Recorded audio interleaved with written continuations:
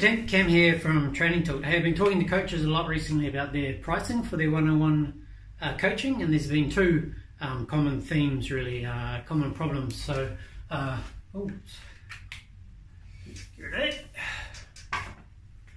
first is pricing too low, and the second is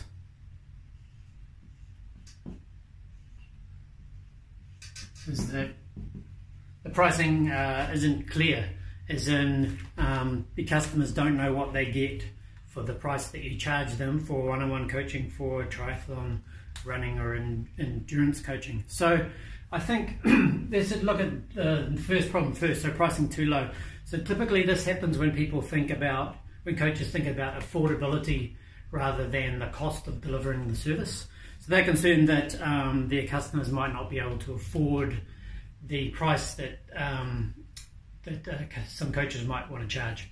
So the problem with that is affordability is irrelevant to a services business if it's going to cost you a certain amount to deliver the service. So then instead of the athlete paying you to do the coaching, you end up paying them because it costs you more in time and in other expenses to deliver the service to them. So normally this doesn't become apparent straight away because coaches often don't calculate how much of their own time they spend with an athlete. So not only does it cost in time, but that's an opportunity cost. If you're a coach, what you could be doing with your time if you weren't coaching an athlete. So a good exercise is to spend a month actually writing down all of the time that you spend with each individual athlete to figure out the total time for the month that you spend with that athlete, and that would be thinking about the athlete, writing their plans, actually meeting with them, talking to them on the phone, sending them emails. You have to be pretty detailed in your time recording. And then you figure out your hourly rate. So it's really difficult to set pricing for services because you've got that affordability thing that you need to balance with the cost. But it will become way more obvious when you determine how much time you spend with the athlete, and you divide the cost by how much time, and then you get your hourly rate. And I think a lot of coaches would be shocked about how low the hourly rate is for coaching an athlete. So that's often what happens when you price too low, because you're not considering all of your costs, particularly your time and your opportunity cost of your time, what you could be doing otherwise, or what money could you be earning otherwise with that time.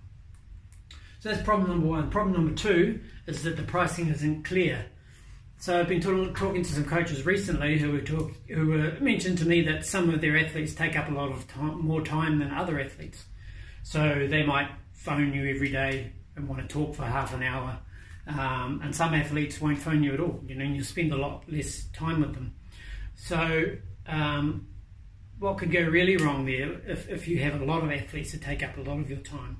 Normally the issue is there because it's not well prescribed in your business exactly what your athletes get for the money that they pay you. So that's what I mean by the pricing isn't clear. So they know how much they're paying. They don't actually know what they're entitled to for their money. So some people will take as much as they can and others will hold back. So that's going to lead to resentment from you if people are taking more than what they're paying for, and possibly resentment from your athletes if they're not willing, if they don't feel comfortable asking for more for their money. So that's why it's important to make it very clear what you get for your pricing. So you say, if you're on X plan, you get 1 email a day or a 30-minute chat per week, whatever, however you want to figure it out, so everyone's clear about what they get for their money. So that's those two problems. So if you've got those two problems though, it's very difficult to get out of that when you've already got 20 athletes and you're already charging them a fixed price. So here's a little strategy to remodel your pricing in the best way as to not upset any of your current athletes. You might want to offer your current athletes discounts, whatever, for loyalty. So that can be done outside of this. Say you've just got one coaching price at the moment, so everyone just pays a few $100 a month, and you give them X amount of your time. So forget about the actual amounts, like that will be different in which country you're in, which type of athlete you're coaching. But let's just talk generally. So it's good to break up your athletes. If you think of your athletes and try and break them up into 3 different groups of people. So the first group might be people who don't actually take much of your time up. And then the second group who take a little bit of your time up, but you wouldn't say they take too much of your time up. And then the third group that take the most of your time for what they pay. So then we've got 3 groups of people.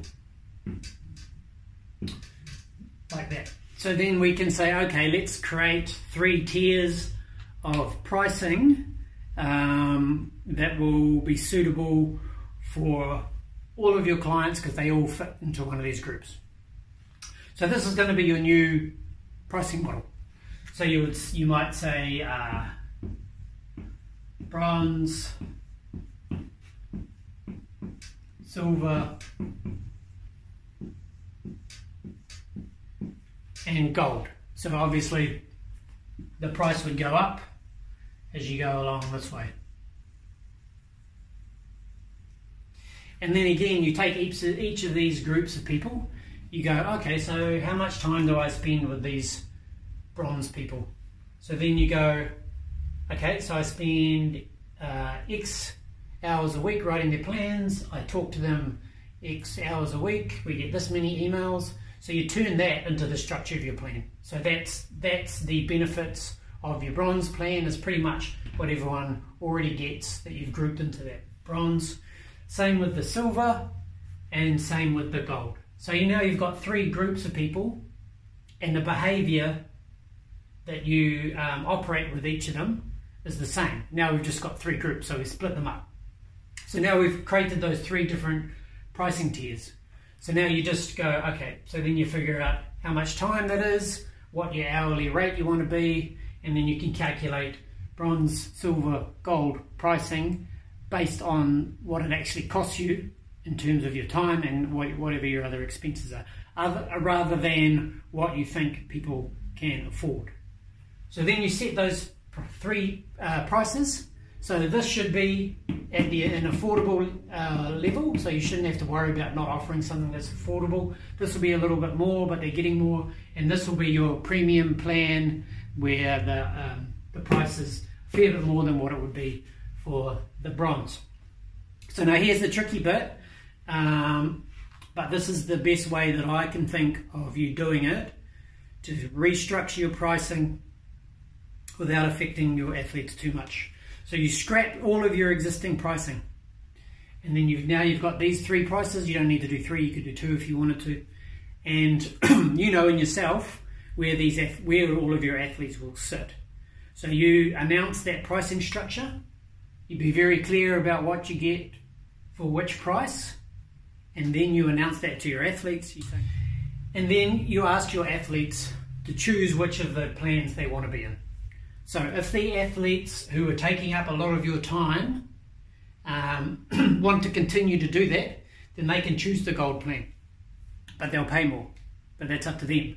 See, now you're giving them the choice to pay for what they want out of the coaching. And same with the people that you've grouped into the bronze and the group in the silver. Just to be clear, you don't tell people where you've grouped them. That was just the exercise that you used to establish your 3 price points.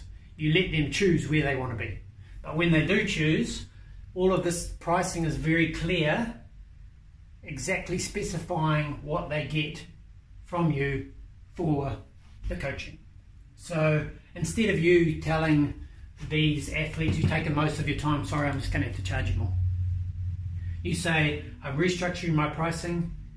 Here's bronze, silver, gold. These are the prices for each of them. This is what you get. Which pricing model would you like to go in? So if they don't want to pay any more, then they can go into silver or bronze.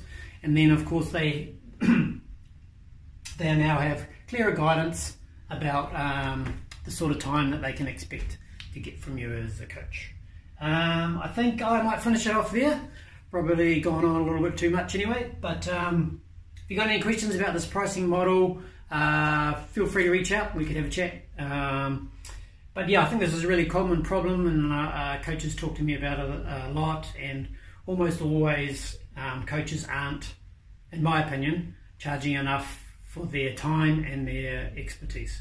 So this is just a strategy to help you and your business restructure that, make it more defined, fairer for everyone involved, fairer for people paying less, fairer for people paying more, and of course fairer for you as the hardworking coach. All right, thanks very much. Appreciate you watching. Talk to you again soon.